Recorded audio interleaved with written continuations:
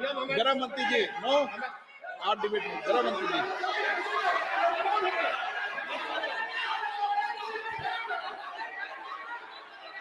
माननीय अध्यक्ष जी, शोर शराबा कर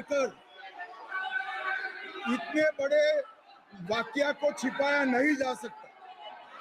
विपक्ष के नेताजी ने कैटेगोरिकली कहा है कि जो अपने आप को हिंदू कहते हैं वो हिंसा करते हैं।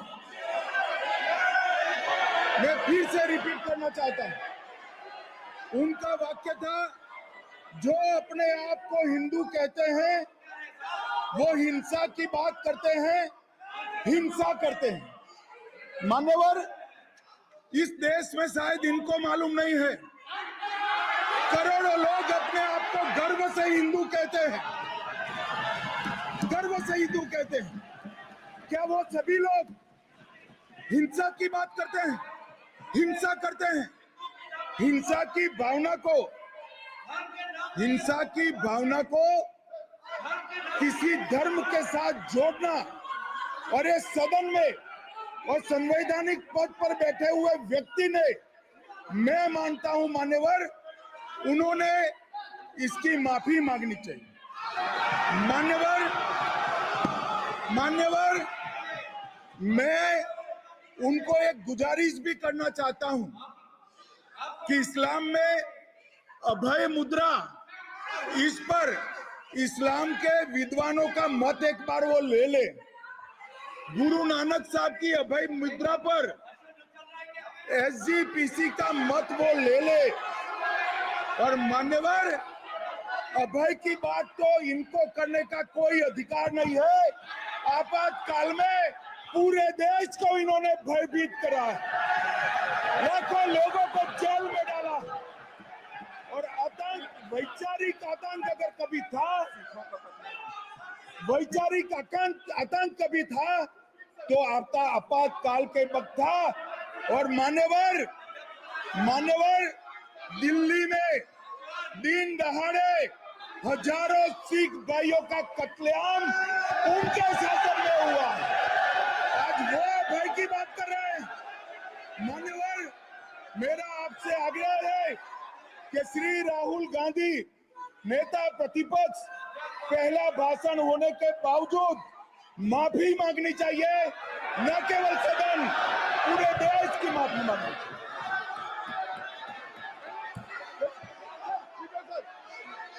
सर,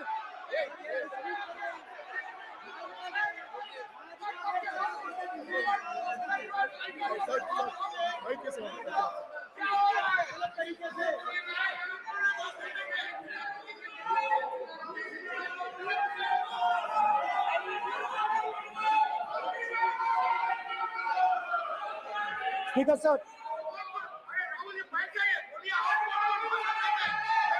क्या देखो कोई राय नहीं आएगा आपकी तरफ से, तो कल प्रधानमंत्री मोदी जी के समय पे सर आप ऐसे रहिए sir. I'm not going to speak until the class.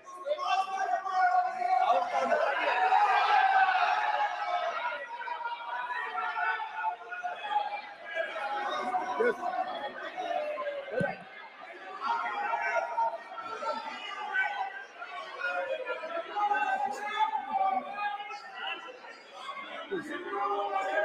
Sir, he is not reading. Sir, speaker sir, ये संविधान की बात कर रहे हैं सर, और इसी संविधान का आर्टिकल 25 कहता है कि किसी भी धर्म के ऊपर कोई भी व्यक्ति किसी को हिंसावादी करार नहीं दे सकता है। और इन्होंने हिंदू का हिंसावादी कहा है सर। संविधान का इन्होंने अपमान किया है, संविधान की झूठी दुहाई दी है, इनको माफी मांगनी चाहिए सर। ये आर्टिकल 25 है सर संविधान का, सर इनको माफी मांगनी चाहिए। आर्टिकल 25 जो है संविधान, और ये देश संविधान से चलता है, ये पार्लियामेंट संविधान से चलता है सर, इनको माफी मांगनी चाहिए सर। ये संविधान से ऊपर नहीं है सर, कांग्रेस संविधान से ऊपर नहीं है। आर्टिकल 25 कल्याण बनर्जी बताए आर्टिकल 25 क्या था? आप उनको बताइए आप लोग का है क्या? पार्लियामेंट में आप लोग का है? आप लोग का जमींदारी है क्या? क्या समझते हो? पार्लियामेंट में आप लोग का जमींदारी है क्या? जमींदारी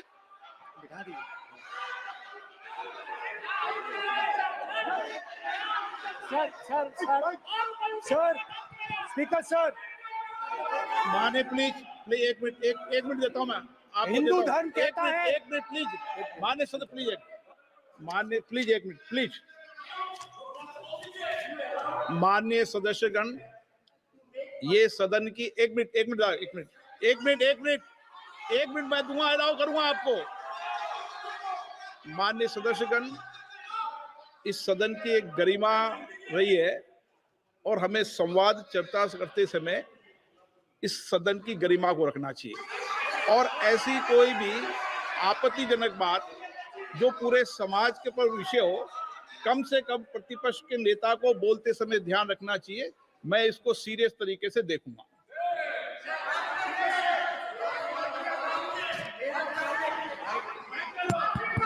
सर अगर आप हिंदू धर्म के जो महापुरुष हैं, महापुरुष छोड़िए, अगर आप शिव जी को देखें तो क्या हो रहा है सर?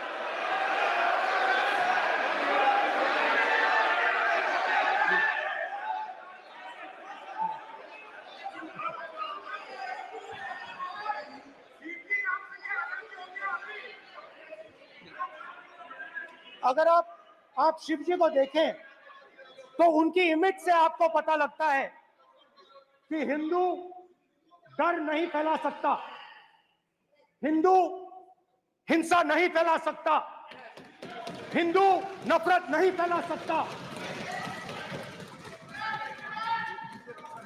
और बीजेपी 24 घंटा नफरत, हिंसा, नफरत, हिंसा, नफरत, हिंसा।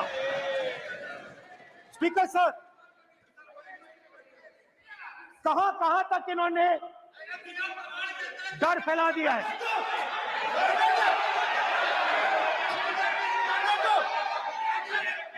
प्लीज सर, कहां तक इन लोगों ने डर फैला दिया? मैं आपको अयोध्या से शुरू करता हूं। सर नमस्कार। अयोध्या ने आपको मैसेज भेजा, अयोध्या ने राम भगवान। मेरा व्यवस्था का सवाल है।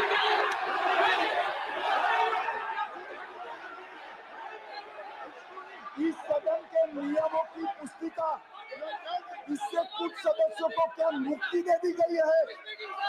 आपके गाइडेंस के बाद भी बार बार तस्वीर बताना, पूरे बीजेपी को हिंसा कर रही है ऐसे कहना, खड़े होकर एक दूसरे के बीच में हस्तधून करना, सारे नियम इनको लागू नहीं होते हैं। नियम मालूम नहीं है तो ट्यूशन रख ले साहब। सदन इस तरह से नहीं चल सकता है। ये सदन, मेरा आपसे आग्रह है कि ये सदन ऑर्डर में रहना चाहिए, नियमों के अनुसार रहना चाहिए। ये हम सभी सदस्यों का आपसे विनंती है। स्पीकर सर, एक मिनट प्लीज। माननीय सदस्यगण, आप ही किताब राम बताओ। भगवान की जन्मभूमि तो ने अपेक्षा करता हूं कि अपन इसके बीजेपी नियम प्रक्रिया चले। नो, सब चले। नो, आपने बताया था नियम। नो,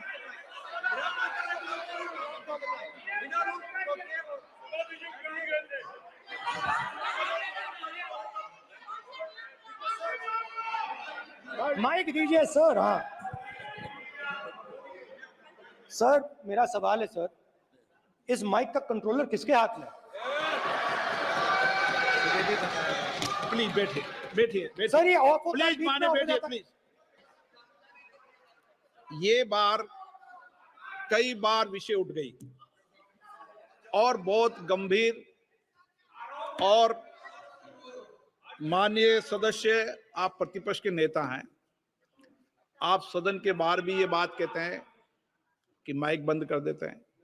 मैंने कई बार आग्रहपूर्वक किया कि आसन पर इस तरीके का आरोप नहीं लगाएं। नो, प्लीज बात सुनिए।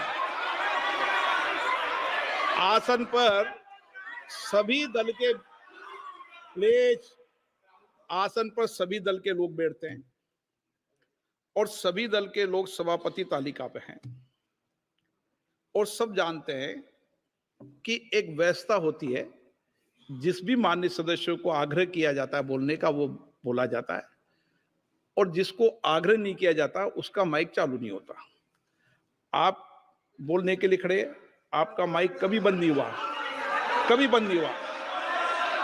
आप अगर आसन में जो भी विराज रहे हैं वो अगर आपका नाम नहीं पुकारते हैं तब माइक चालू नहीं होता। ये व्यवस्था हमेशा इस सदन की रही है, पुराने में भी और नए में भी। कभी आसन पे व्यक्ति पर माइक का कंट्रोल नहीं होता। दूसरा, माननीय प्रतिपक्ष के आप नेता हैं और आपसे ये अपेक्षा की जाती है कि आप लोकसभा की प्रक्रिया का संचार नियम का पालन करें, संविधान की जो व्यवस्थाएं दे रखी है उसकी पालन करें और सदन में बोलते समय किसी भी धर्म को के ऊपर ऐसा आक्षेप नहीं करें जिससे पूरे देश के अंदर विषय पैदा हो। ये आपसे अपेक्षा की जाती है। सर, मैं बिल्कुल आपकी रिस्पेक्ट करता हूं स्पीकर सर, मगर मेरे भाषण के बीच में सच्चाई ये है कि माइक ऑफ हो जाता है। मैं क्या करूं, हो जाता है वो। अब आपने देखा मैंने अयोध्या शब्द यूज किया और माइक ऑफ हो गया। नो,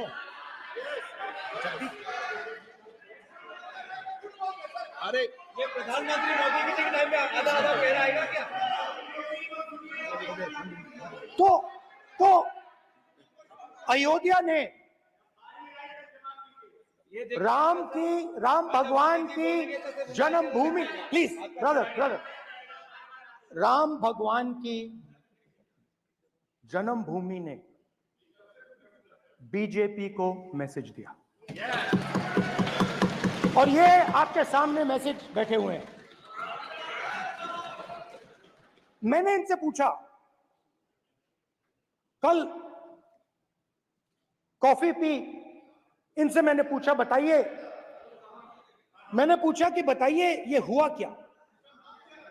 बीजेपी ने राम मंदिर का इनॉग्रेशन किया,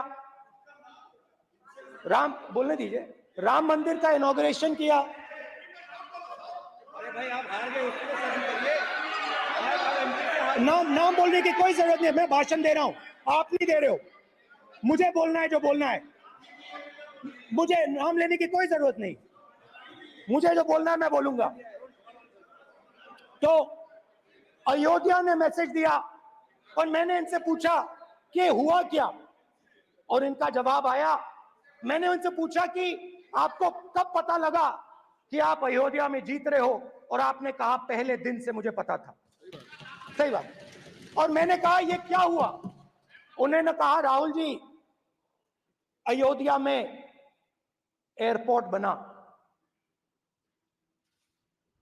अयोध्या की जनता से जमीन छीनी गई और आज तक उन्हें मुआवजा नहीं मिला है। उन्होंने कहा, सही बात, उन्होंने कहा कि अयोध्या में जो भी छोटे छोटे दुकानदार थे, जो भी छोटी छोटी बिल्डिंग्स थी, उन सारों को तोड़कर गिरा दिया गया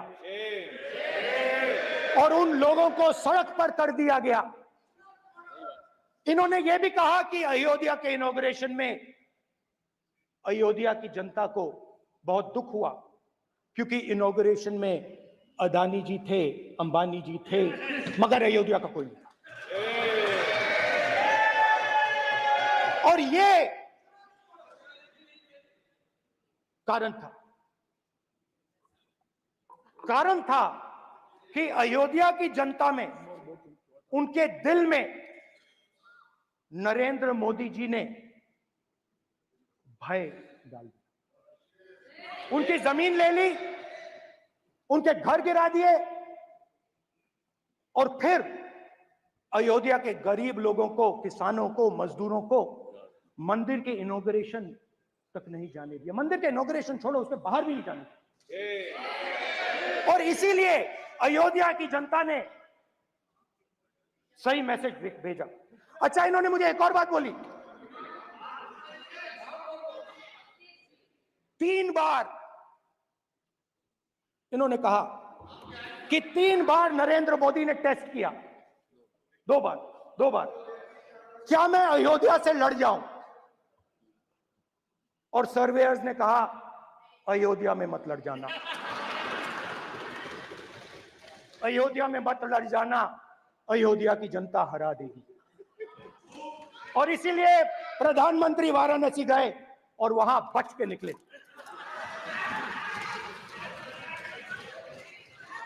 तो अयोध्या की जनता को डराया, पूरे देश को डरा दिया। मैं आपको बताता हूं, आज सुबह में आया, राजनाथ सिंह जी ने मुस्कुरा के मुझे नमस्ते की और मोदी जी बैठे हैं, मुस्कुराहट नहीं, सीरियस, नमस्ते भी नहीं करते, कहीं मोदी जी ना देख लें, प्रॉब्लम हो जाएगी। वही कहानी गडकरी जी की है, सच्चाई है। अरे भाई, अयोध्या की जनता को छोड़ो, ये तो बीजेपी वालों को डराते हैं।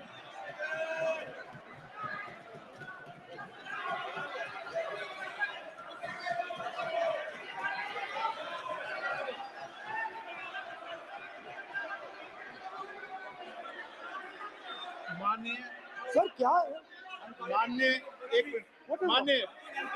माननीय प्रतिपक्ष के नेता, एक मिनट, माननीय प्रतिपक्ष के नेता, आप सदन के वरिष्ठ नेता हैं।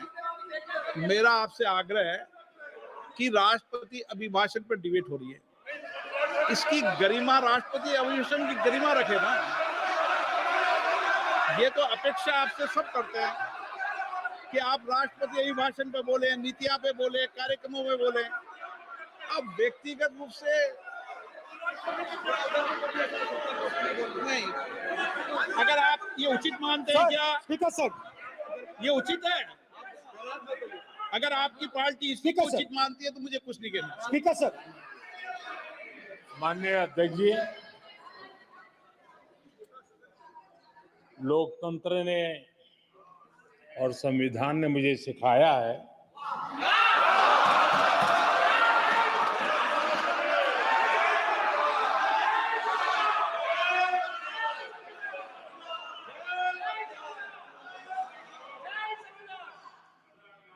कि मुझे विपक्ष के नेता को गंभीरता से लेना चाहिए।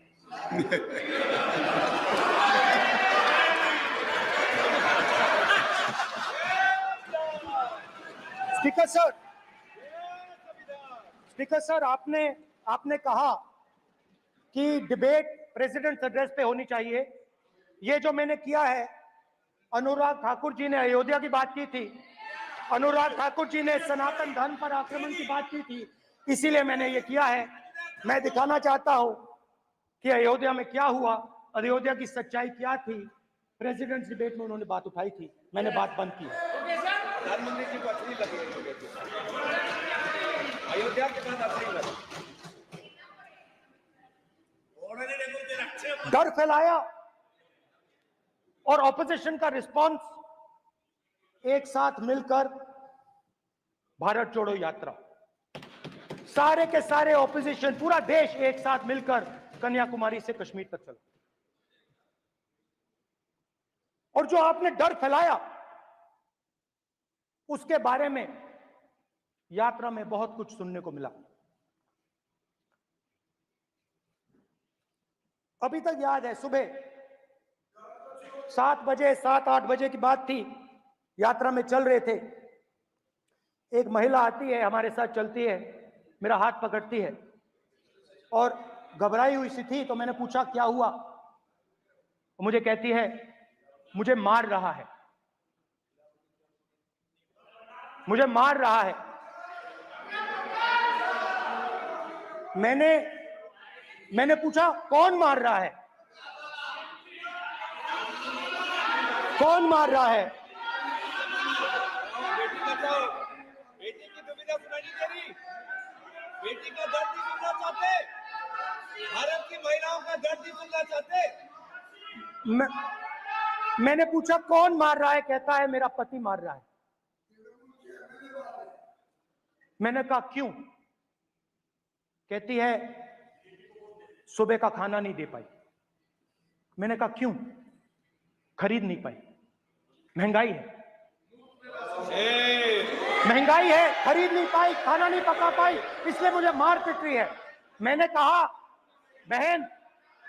बहन क्या करूं, कैसे आपकी मदद करूं? कहती है आप कुछ मत कीजिए, आप कुछ मत कीजिए, आप सिर्फ ये बात याद रखिए कि महंगाई के कारण हिंदुस्तान में हजारों महिलाओं को सुबह पीटा जा रहा है। उसके शब्द हैं, मेरे शब्द नहीं है।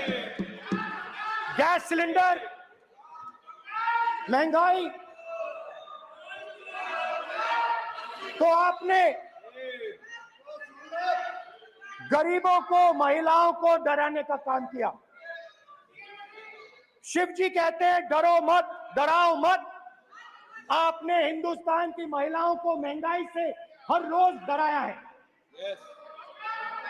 कुछ दिन पहले मैं पंजाब में अग्निवीर के परिवार से मिला, अग्निवीर के परिवार से मिला। छोटा सा घर था, छोटा सा घर था।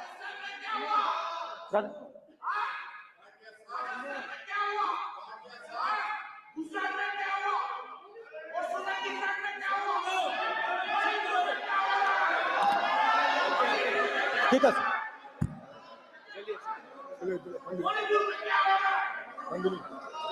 छोटे से घर में अग्निवीर शहीद हुआ, लैंडमाइन ब्लास्ट में शहीद हुआ। मैं उसे शहीद कह रहा हूं, मगर हिंदुस्तान की सरकार उसे शहीद नहीं कहती। नरेंद्र मोदी उसे शहीद नहीं कहते हैं, नरेंद्र मोदी उसे अग्निवीर कहते हैं। उस घर को पेंशन नहीं मिलेगी, उस घर को कॉम्पनसेशन नहीं मिलेगी, शहीद का दर्जा नहीं मिलेगा।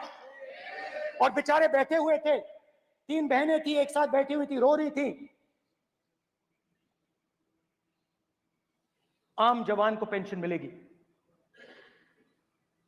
जरूर दुख होगा, मगर हिंदुस्तान की सरकार आम जवान की मदद करेगी। मगर अग्निवीर को जवान नहीं कहा जा सकता। अग्निवीर यूज एंड थ्रो मजदूर है।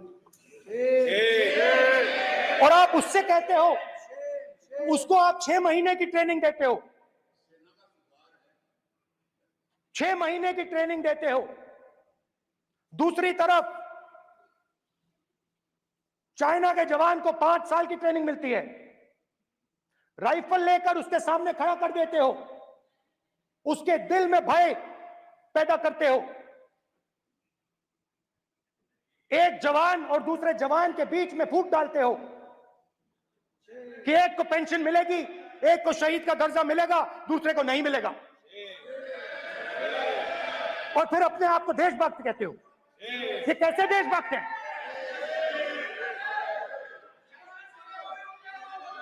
फिल्म स्टार जैसी फोटो थी उस लड़के की, फिल्म स्टार, बॉलीवुड स्टार की फोटो थी। मैं सोच रहा था देखो, इस युवा ने जान दी। स्पीकर सर,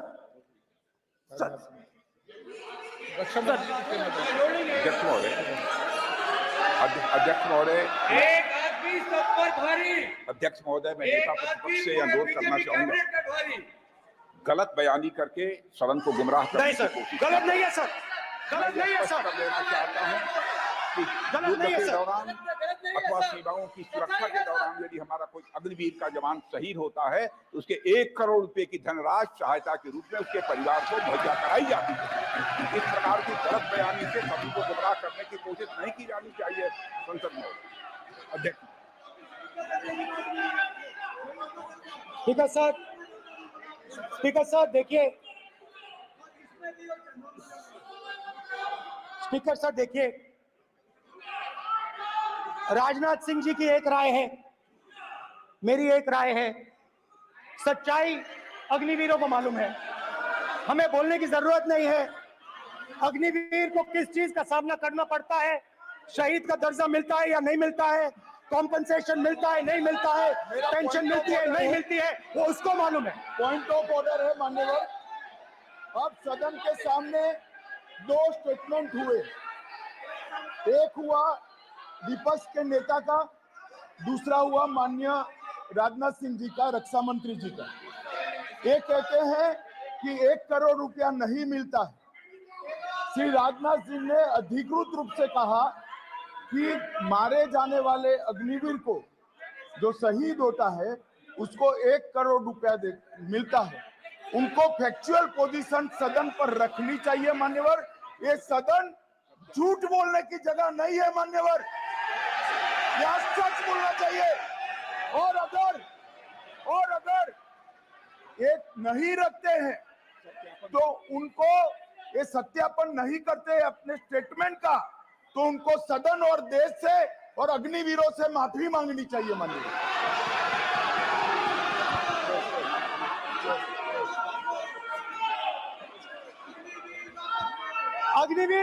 अग्निवीर की सच्चाई मैंने फ्लोर ऑफ द हाउस पे रखी है, और राजनाथ सिंह जी ने भी कहा है जो रियलिटी है वो हिंदुस्तान की सेना को मालूम है, वो अग्निवीरों को मालूम है। उनके कहने से या मेरे कहने से कोई फर्क नहीं पड़ता, सच्चाई तो उनको मालूम है। उनको मालूम है सच्चाई कौन बोल रहा है।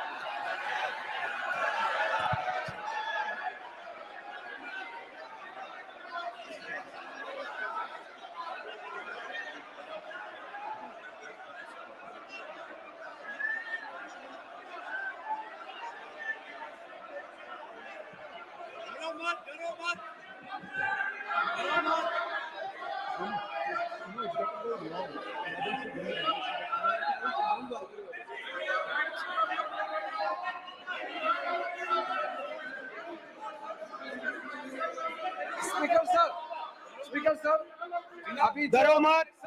मेरा छोटा सा अनुरोध है, क्योंकि सर ये विषय गंभीर है और अभी माननीय गृह मंत्री जी ने जो बात रखे हैं कि 2 स्टेटमेंट जो रक्षा मंत्री जी ने बताया सदन को और माननीय विपक्ष के नेता राहुल गांधी जी ने जो स्टेटमेंट रखा है, इसमें इन्होंने जो कहा है कि रक्षा मंत्री बोलने से क्या फर्क पड़ता है, इतना हल्का फुल्का कैसे स्टेटमेंट दे सकते हैं लीडर ऑफ ऑपोजिशन। इसलिए सर इन्होंने जो बात रखा है पुष्टि करना चाहिए और हम लोग भी सर नियम के मुताबिक अपना बात रखेंगे सर।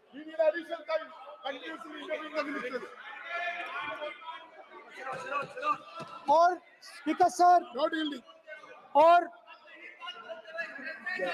स्पीकर सर, देश की सेना जानती है, पूरा देश जानता है कि अग्निवीर स्कीम सेना का स्कीम नहीं है, पीएमओ का स्कीम है। और पूरी सेना जानती है कि स्कीम प्राइम मिनिस्टर का ब्रेन चाइल्ड था, स्कीम सेना का ब्रेन चाइल्ड नहीं था। जैसे नोटबंदी की गई वैसे ही आर्बिट्री तरीके से। अध्यक्ष महोदय, अध्यक्ष महोदय, मैं नेता प्रतिपक्ष से विनम्रता पूर्वक अनुरोध करना चाहता हूं कि कृपया वह सदन को गुमराह करने की कोशिश न करें। अग्निवीर योजना के संबंध में बहुत सारे लोगों से 158 ऑर्गेनाइजेशन के साथ सीधा संवाद स्थापित हुआ है, उनके सुझाव लिए गए हैं, तब यह अग्निवीर योजना लाई गई है और बहुत सोच समझकर यह योजना लाई गई है। और मैं यह भी स्पष्ट कर देना चाहता हूं, इस प्रकार की योजनाएं दुनिया के कई देशों में है, यूएस पे है, यूके में है, वहां पर किसी को कोई किसी प्रकार की आपत्ति नहीं है।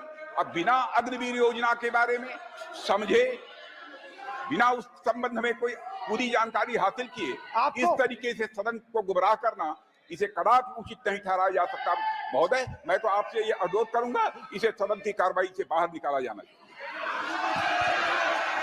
आपको देखिए, सिंपल सी बात है स्पीकर सर, इनको अग्निवीर अच्छा लगता है, आप उसको रखिए, हम उसको बदल देंगे, हटा देंगे।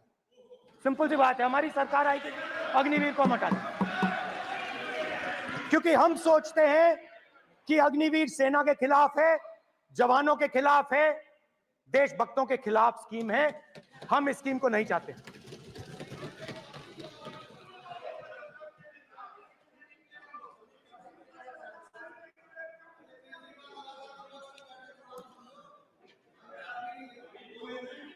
पहली बार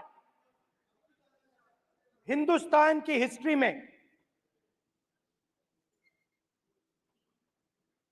जनता से स्टेट्स छीने गए हैं। जम्मू कश्मीर लद्दाख से आपने पहली बार स्टेट छीना है। मणिपुर को आपने सिविल वॉर में डुबा दिया है। मणिपुर को आपने और आपकी योजनाओं ने, आपकी पॉलिटिक्स ने जला दिया है। और आज तक हिंदुस्तान के प्रधानमंत्री मणिपुर नहीं गए हैं। ऐसा लगता है कि मणिपुर हिंदुस्तान का प्रदेश ही नहीं। प्रधानमंत्री के लिए मणिपुर स्टेट ही नहीं है। मणिपुर में सिविल वॉर हो ही नहीं रही है। और एक बार बयान दिया हमने, मतलब प्रेशर लगाया, हम गए, हमने प्रधानमंत्री से कहा एक मैसेज दे दीजिए, मणिपुर चले जाइए, जनता की वहां रक्षा कीजिए। नहीं,